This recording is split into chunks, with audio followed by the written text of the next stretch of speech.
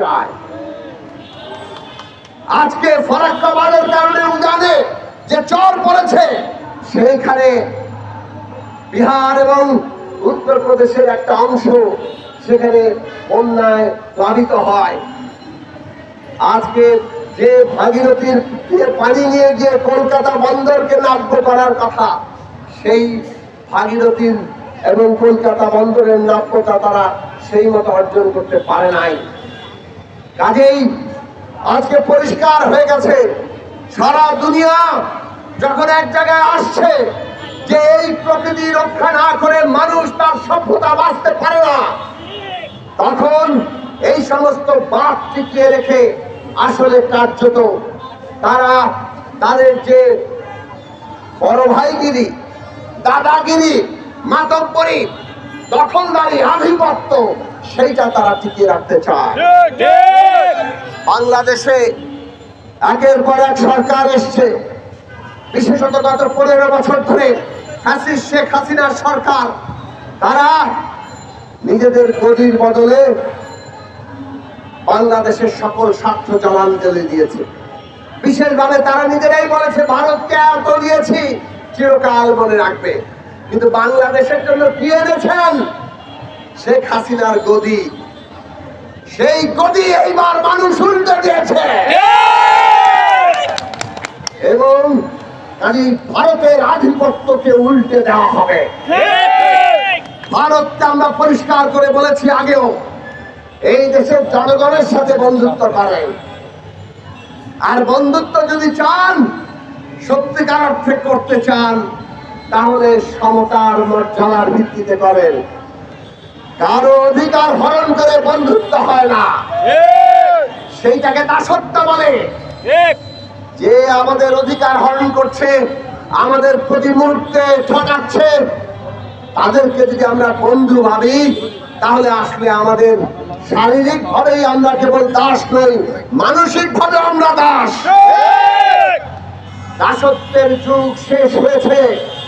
বাংলাদেশের মানুষ আর ওই ভারতের একতরফা সমস্ত কিছু বাংলাদেশ থেকে তারা কেড়ে নিয়ে যাবে, আর আমরা আমাদের অধিকার পাবো না, এইটা আর মানবে না বাংলাদেশ।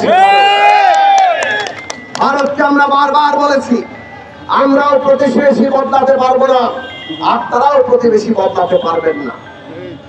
কাজেই আমরা দুই দেশের জনগণের মধ্যে বন্ধুত্ব চাই, কিন্তু সেই বন্ধুত্ব যদি মর্যাদার ভিত্তিতে না হয়, আপনারা যেহেতু ক্ষমতার দেখান, দাপটের উপরে চলতে চান, আমরা তো দেখেছি আপনারা এইবার পাকিস্তানের সাথে যুদ্ধ খেলায় আমরা দেখলাম আপনারা সিন্ধু নদীর পানি বন্ধ করে দেওয়ার হুমকি দিয়েছিলেন, পারেন নাই।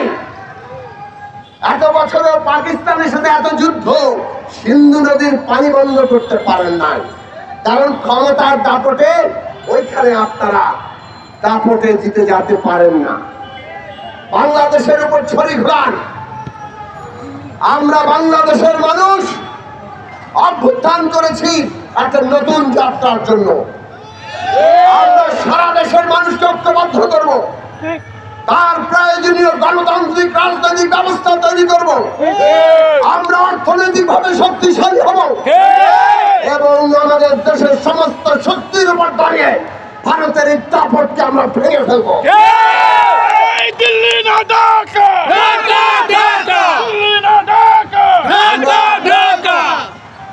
বাংলাদেশের মানুষকে শুষ্ক মৌসুমে এইভাবে খরায় পরিণত করে আমাদের দেশের মরুকরণকে আজকে যেভাবে ভারত দিনের পর দিন চালিয়ে যাচ্ছে, এইটা বাংলাদেশের জনগণ আর মানবে না। আমাদের দেশের আগামী দিনের রাষ্ট্র পরিচালনা যাতে সেই জায়গায় যায়, সেই রকম ভাবে আমাদের রাজনীতি করে তুলতে হবে। আর সেই কারণে নতুন রাজনৈতিক বন্দোবস্ত দরকার। এই বন্দোবস্ত গণতান্ত্রিক বন্দোবস্ত, কিন্তু একটা দেশে নতুন রাজনৈতিক বন্দোবস্ত, গণতান্ত্রিক বন্দোবস্ত তৈরি হতে হলে গণতান্ত্রিক শক্তি লাগে, দেশপ্রেমিক শক্তি লাগে। আজকে আমরা বাংলাদেশের জনগণের পক্ষে একটা গণতান্ত্রিক শক্তি সেইভাবে এখনো গড়ে উঠতে দেখছি না। আমরা চেষ্টা করছি, জনগণকে সচেতন হতে হবে।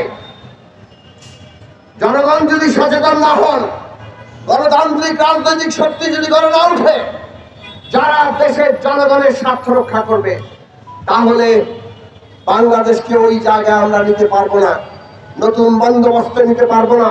যে বন্দোবস্ত আমাদের স্বাধীনতা, সার্বভৌমত্ব, যে বন্দোবস্ত আমাদের জনগণের মুক্তি, আমাদের প্রকৃতির সুরক্ষা নিশ্চিত করবে।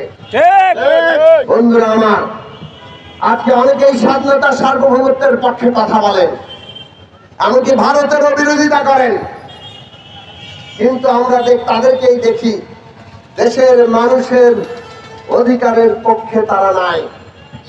যখন আমাদের কর্মচারীরা, আমাদের আউটসোর্সিং কর্মচারীরা, তৃতীয় চতুর্থ শ্রেণীর কর্মচারীরা দৈনিক মজুরি ভিত্তিক এক সরকারি অফিসে 3 ধরনের বৈষম্য তৈরি করে রেখেছে।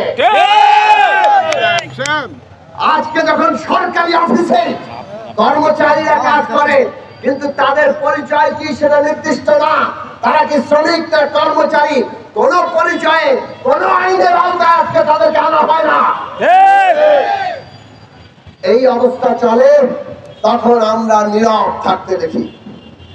আমরা দেখি যখন গার্মেন্টস শ্রমিকরা তারা আন্দোলনে নামে, তাদের বাঁচার দাবিতে, মজুরির দাবিতে, অধিকারের দাবিতে, ট্রেড ইউনিয়নের দাবিতে, তখন আমরা অনেককে নীরব থাকতে দেখি।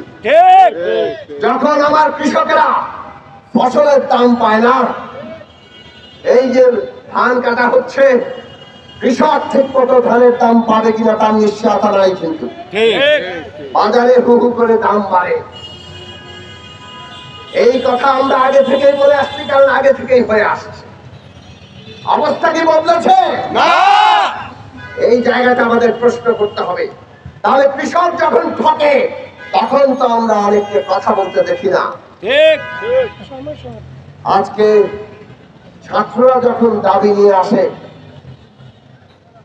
ছাত্র নেতারা ক্ষমতায় রাষ্ট্র পরিচালনায় গিয়েছেন,